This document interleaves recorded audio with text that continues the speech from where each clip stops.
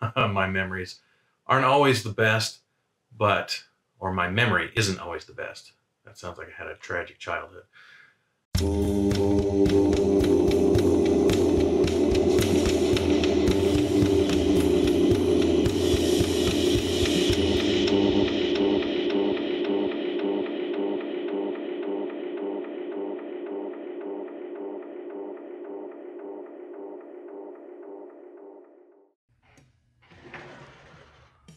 AVC, Plastic Eric here, Plastic Soundwave Call. Here for another chilly edition of Collection Connection, the game that's just an excuse to talk about music. It's a game I play with my brother Bryce over on Good Show Ponsonby. I show my pick every Monday, and then on Thursdays he does his pick, and it has a connection between what I showed and what he showed. Then I do a connection with what he showed, and so on and so forth. So I think if you look up this way right here, then you'll get his last video that he did. And in that video, he mentioned that he had Cheap Trick in color. I really dig this album. It's so good. It's hard to say between this one and Dream Police and At Budokan. They're all really, really, really good.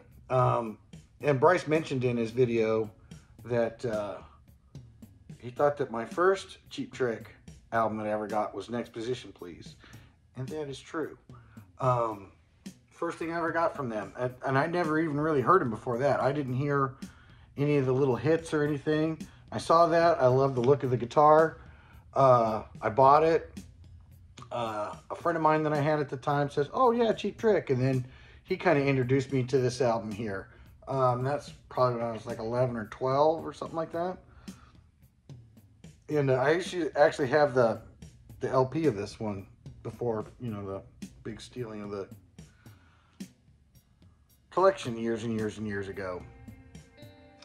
And so I did get it again on CD. And the songs in here, Hello's classic, Big Eyes, I love Big Eyes. Downed is a good one. Come On, Come On, I love. Southern Girl. The whole album is really, really solid. And I think this influenced a lot of power pop after it. But the interesting thing about it is when it first came out, they couldn't get it to sell for shit. It just did not do well when they first put it out. I'm sure a lot of people have this now. I'm sure they made good money on it in the 80s, but this album here definitely did not sell well when it first came out. And but surprisingly enough, it's very influential.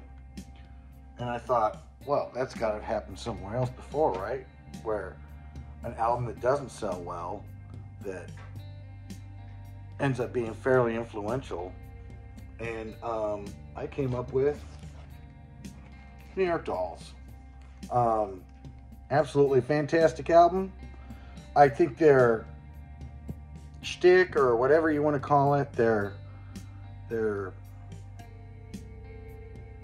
I don't know what you call that now. It escapes my mind. I know there's a word for it, but the fact that they went the androgynous route, I think, in the 70s, scared the shit out of a lot of people. And so they probably just didn't even listen to it. But the people who were able to get past it got it and realized what a fantastic album it was. And this has a lot of influences on later punk.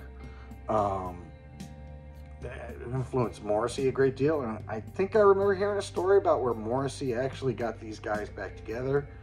I'm trying to remember all of their names right now. I know Johnny Thunder for sure. Golly, I always want to call this guy Buster, but I know it's like Jake Johansson or something like that, or I'm not positive. David Johansson. There we go. I remembered for some reason. I think it's because I didn't smoke a bowl before this one. But absolutely fantastic album. Personality Crisis, fantastic song. Looking for a Kiss, Vietnam Baby, Lowly Planet Boy, I like that one. Frankenstein is good. Trash is a great song. Subway Train, Pills, Jet Boy, all of this stuff is just absolutely fantastic. I mean, they really, you know, kind of sing about some weird subjects and stuff like that, you know. They're kind of weird songs, but I don't have a problem with that necessarily. You know, I get sick of hearing love songs all the time, and I'm sure you do too. And I can see here I'm hitting the 5-minute mark. I can't believe I bullshit my way through another one of these things. Thank you for watching as I put this away. And you know, so that's my connection. It's a album that did not initially sell well, but later on sold better and was very influential to a lot of bands. And so I guess that just shows that it's not just about the music. See what he did there? All right. Yeah, it's lame. All right. Well, until next time. Bye.